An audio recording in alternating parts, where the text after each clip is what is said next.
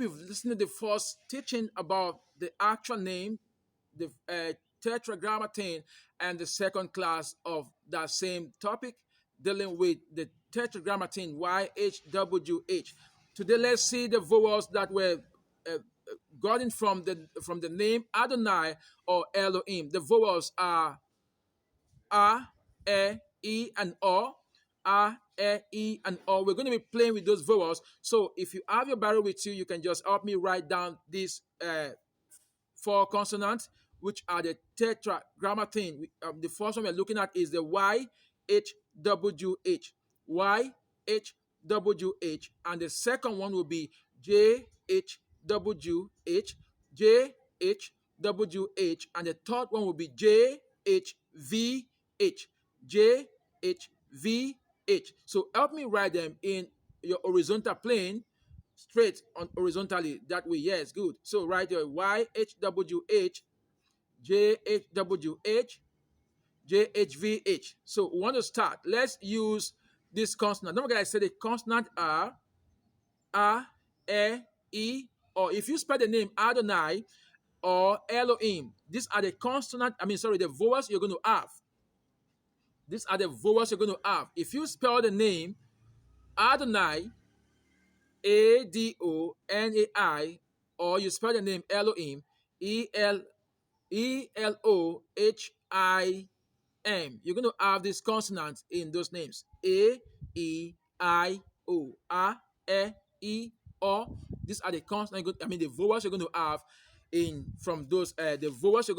from those words. If you spell the name Adonai or Elohim, your vowels you're going to deduce or get out from those names are A, E, and O. We're going to play now with these vowels to see the names we're going to have. So carefully follow this class so that you know that this name Jehovah, Yahweh, can be called in different form.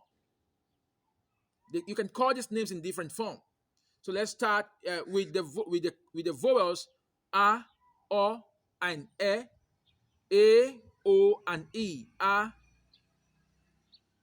O, and E, O, and E. Okay, so let's insert these names in the first tetragrammaton YHWH. So we are inserting A, O, and E. A, O, and E. A, O, and E in the first tetragrammaton. So if you do that, you're going to put A, in between the Y and the H. You're going to put O in between the H and the W, and you're going to put E in between the W and the H. So we're going to have YHWH. That is Yahweh, Yahweh, Yahweh, Yahweh. So what you call Yahweh can also sound like as Yahweh, Yahweh. Good. So YAHOWEH. Now let's insert those same letters the way I arranged them, A, O, and E, in the next tetragrammaton, which is the JHWH. So I'm going to put A in between the J and the H, put O in between the H and the W, put E in between W and H. We are going to have Jehovah, Jehovah, Jehovah, Jehovah. Now let's try it with the last tetragrammaton that we have, the JHVH. I talked about the school of thought or scholars or different rabbis, the ones that believe that it is letter Y and the ones that believe that it is letter J, and even the ones that believe it is Y and W, and the ones that believe it is J and W, and the ones that believe it is J and V. So we are dealing with the last tetragrammaton, which is the JHVH. If I put my A, O, and E the way I ought to put them, A in between J and H, O in between H and V, E in between V and H, I'm going to have Jehovah, Jehovah, Jehovah. So we're done with that. We have Yahweh, we have Jehovah, we have Jehovah. We're done with the lettering A, O, E. Okay, let's try another arrangement of the vowels, which are E, O, A, E, O, A, E, O, and A. So I'm going to put the E first and put the O and put the A last. Now, let's take the first tetragrammaton YHWH. I'm going to have E in between the Y and the H, O in between the H and the W, A in between the W and the H. I'm going to have YHWH, YHWH, YHWH. Now let's put that in the next tetragrammaton, JHWH. If I put the E in between the J and the H, O in between the H and the W, A in between the W and the H, I'm going to have JHWH, JHWH, JHWH. Let's try the last tetragrammaton, which is the JHVH. If I put the E in between the J and the H, O in between the H and the V, and A in between the V and the H, I'm going to have Jehovah, Jehovah. I know we are all familiar with this one, this sound. Jehovah, Jehovah. We are familiar with this, and this was the sound that we are familiar with because this was what was given to us, the Africans. But there are other ways you could still sound that Jehovah, which we've done in the previous ones. We've mentioned about 5. We've mentioned Yehovah. We've mentioned Jehovah. We've mentioned Jehovah. We've mentioned Yehovah. We've mentioned Jehovah, and now we've mentioned Jehovah, which is the one that you are familiar with. Let's try the lettering in this form: O, E, and A, O, E, and A, O, E, and A on the same tetragrammaton. Now let's take the first one, the YHWH, the YHWH. Now let's put the O in between the Y and the H, the E in between H and W, and the A in between W and H. I'm going to have Yo-E-Wo, Yo-E-Wo, Yehovah, Yehovah, good, Yehovah. Now let's put it in the JHWH. I'm going to have J-O, O in between the J and the H, E in between the H and the W, and A in between the W and the A. I'm going to have Jo-E-Wo, Jehovah, Jehovah. Let's put that in the next tetragrammaton, the JHVH. Remember I said the Masoreti and the other rabbis of the 6th to 10th century decided to pick up vowels from the name Adonai or Elohim to insert in the tetragrammaton just to up easy pronunciation or vocalization, because new members are becoming part of Judaism, knowing that Judaism is no more a traditional religion but a universal religion. So people will join and they'll want to call those names, even the name seems to be the most sacred name of the Jewish God, for which it is not to be mentioned by mortals openly or not to be written, which I said was one of the excuses of the reasons why Yahweh was not written in the Pentateuch or the First and Second Testament, because the writers or the translators believe that the name is so sacred and should not be written, so they need to replace it or transliterate it using the name Lord God. But let us still deal with the name that we are dealing with right now. So if you are a Jew, listen to me right now. We are only trying to help the audience or the Africans to know that the name is not just what you taught them to call. There are other ways you could call the name if they wish to call the name. So we are dealing with right now O, E, and R. And I said the last one is the last tetragrammaton, JHVH. So if you put your O in between the J and the H, E in between the H and the V, and A in between the V and the H, you're going to have Jehovah, Jehovah, Jehovah, Jehovah, Jehovah. Let's try another arrangement. Let's try O, A, and E, O, A, and E, or R and E. Let's put the O, A, and E, or the O, R, and E in the consonants, which are the tetragrammaton. Let's start with the YHWH, YHWH. Now I'm going to put the O in between the Y and the H, the A in between the H and the W, the E in between the W and the H. I'm going to have Yahweh, Yahweh, Yahweh. If you do that for the JHWH, we're going to have Joahweh, Joahweh. If we do that for the JHVH, we are going to have Joahve, Joahve, ave. Okay, let's try this other arrangement. A, e, o, a, e, o. That is A, E, and O. A, E, and O. So put the A in between the Y and the H. Put the E in between the H and the W. Put the O in between the W and the H. We are going to have ya, ewo, yahewo, yahewo, yahewo. Put that in the next tetragrammaton, which is the JHWH. We are going to have jahewo, jahewo, jahewo. Put that in the last tetragrammaton, which is the JHVH. We are going to have jahevo, jahevo, jahevo. Let's try the last arrangement.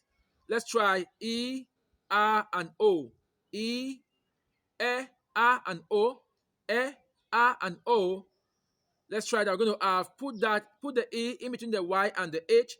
Put the A in between the H and the W. Put the O in between the W and the H. You're going to have Yehawo, Yehawo, Yehawo. For the next tetragrammaton JHWH, we're going to have Jehawo, Jehawo. For the last tetragrammaton, we're going to have Jehavo, Jehavo. So we've tried 3 vowels. The only vowel we did not try is the I.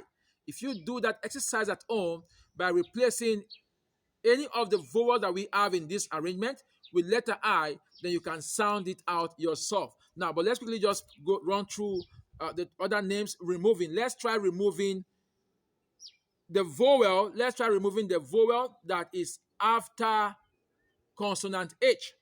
Let's remove the vowel that is after consonant H. After doing that exercise, you can try removing other vowels to see how it will work for you.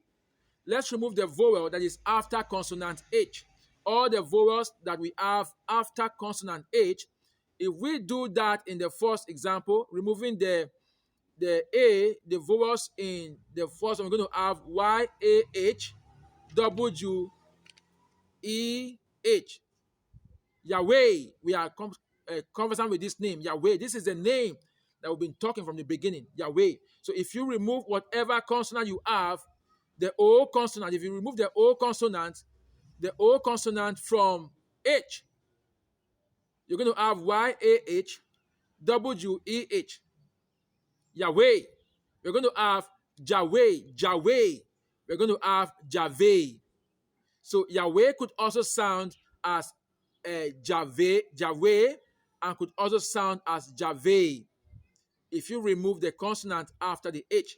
Now, if you go to the next line that we did in the previous part and remove the consonant there, which is consonant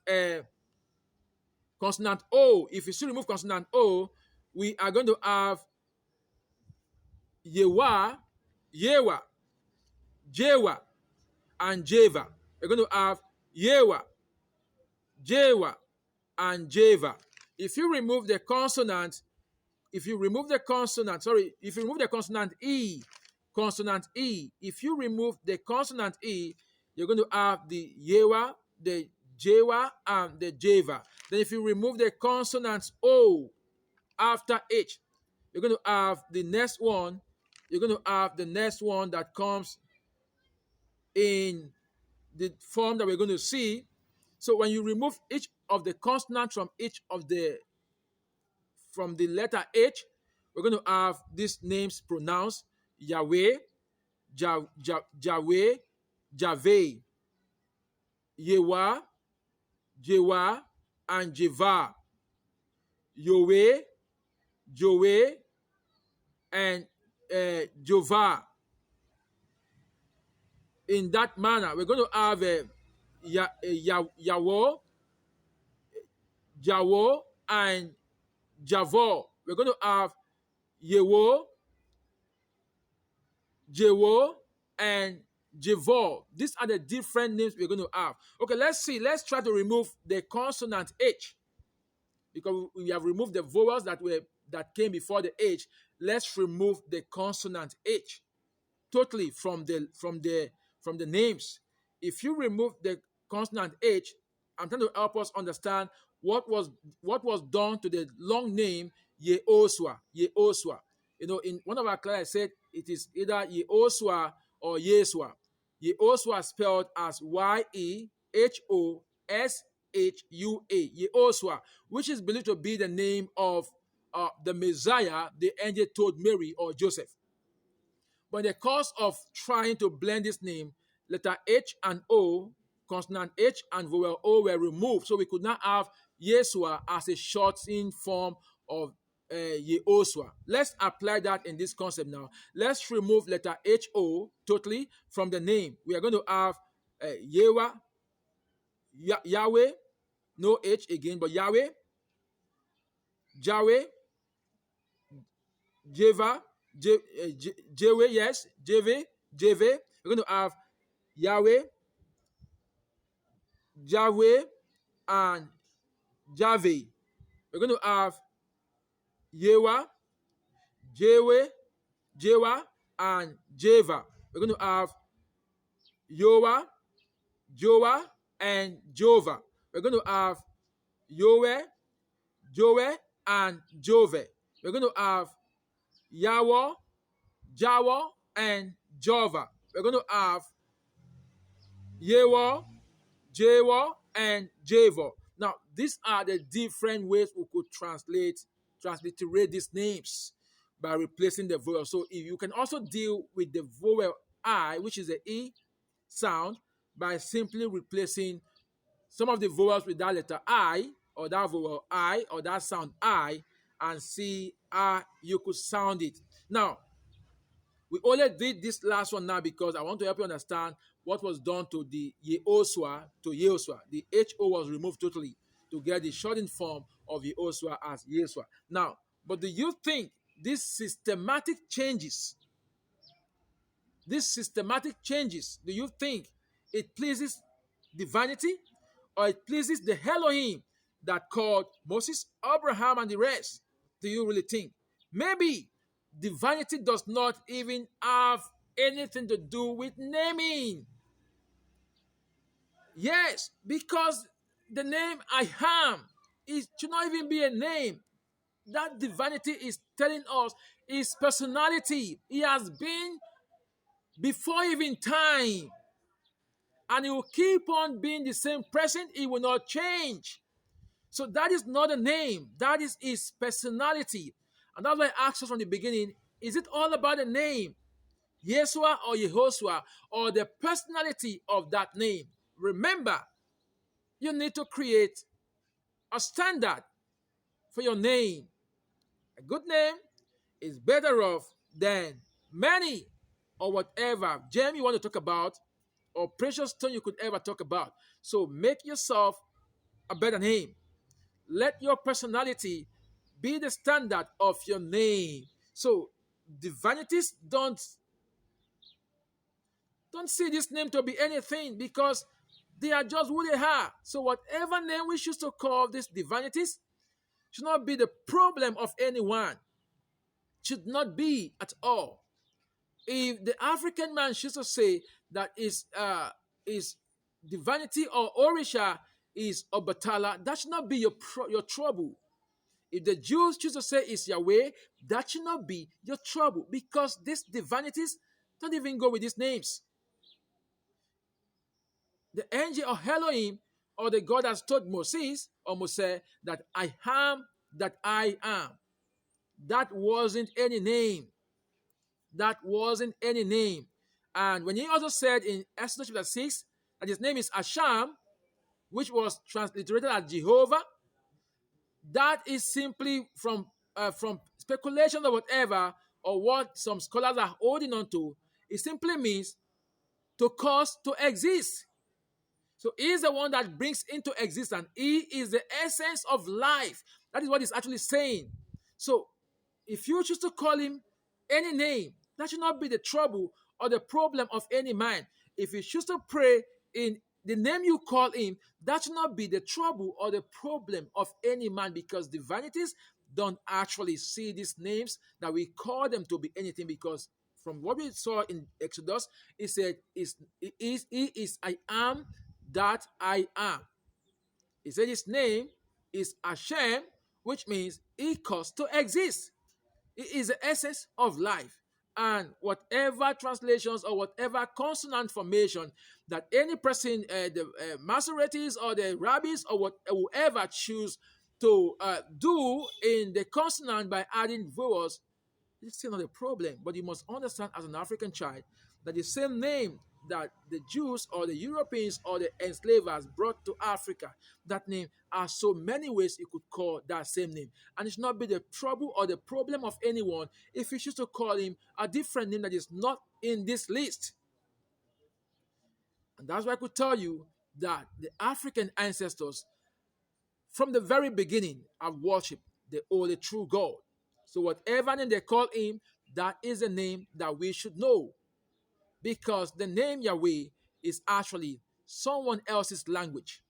That is the Hebrew language of pronouncing the tetragrammaton that was revealed or that was shown to Moses as recorded in the Torah. So, be a true African child and ensure you share this video, like, and ask questions in the areas you do not understand, and ask someone or invite someone to be part of the Afro trilogy. Remember, we are out to promote the values, the cultures, the traditions, religiosity, spirituality, and Africanness of the African people.